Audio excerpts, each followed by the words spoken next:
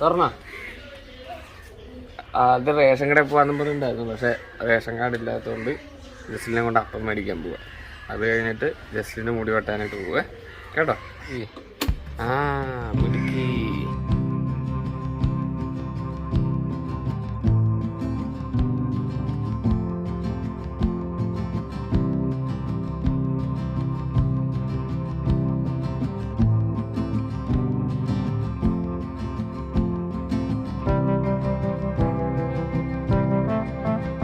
ഇപ്പോൾ പോയിട്ട് വന്ന് ഞങ്ങൾ ലിബി സ്കൂളിൽ പോകാനായിട്ട് പോവുക.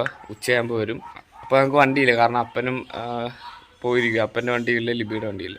സോ അപ്പോൾ ഈ ചൂടത്ത് ഞാൻ ജസ്ലിനോട് നടന്നു പോകേണ്ടി വരും മുടി വെട്ടാൻ. ജസ്ലിൻ പാല് കുടിച്ചിട്ട് പോവാവേ കേട്ടോ. ജസ്ലിൻ അടങ്ങിയിരിക്കുമോ മുടി വെട്ടുമ്പോൾ?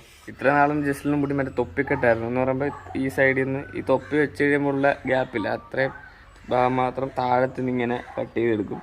പക്ഷെ ഇനി ഇവിടുന്ന് ഫുള്ള് ഇങ്ങനെ കട്ട് ചെയ്യാൻ പോകും റൗണ്ടായിട്ട്.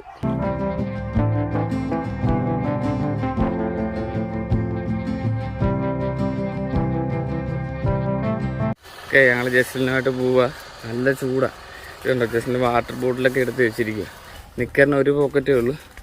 സോ അതുകൊണ്ട് ഫോണൊന്നും വാട്ടർ ബോട്ടിൽ ഇടാൻ പറ്റത്തില്ല.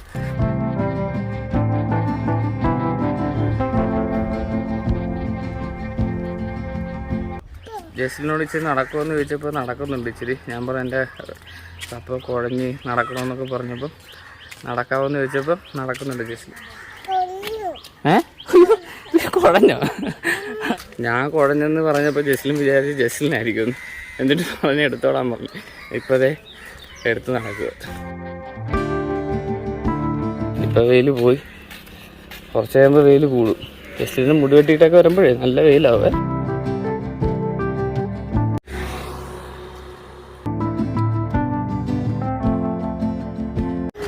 ഓക്കെ, ഞങ്ങൾ കടയിലെത്താറായിട്ടുണ്ട്. എൻ്റെ ശരീരത്തെ പകുതി മുക്കാൽ വെള്ളവും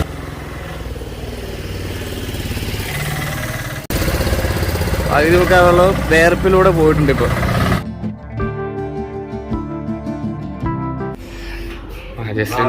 ജസ്ലിൻ്റെ മുടി വെട്ടാം. തണുപ്പുണ്ട് ഇവിടെ, AC ഉണ്ട്. തണുപ്പുണ്ടല്ലേ?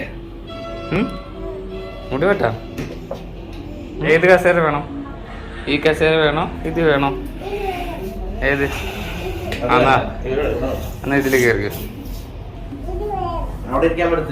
അയ്യോ, അവിടെ മാക്കാച്ചി ഉണ്ടോന്ന് തവള ഉണ്ടോ അവിടെ?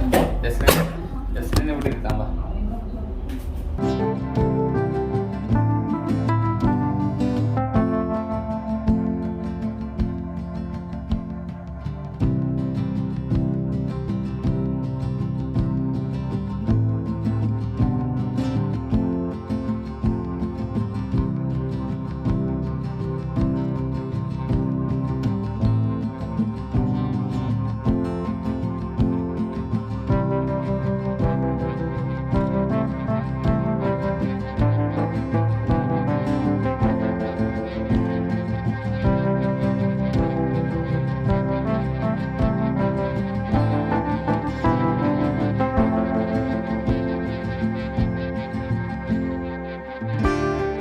സുന്ദരിയേ, ഹായ്.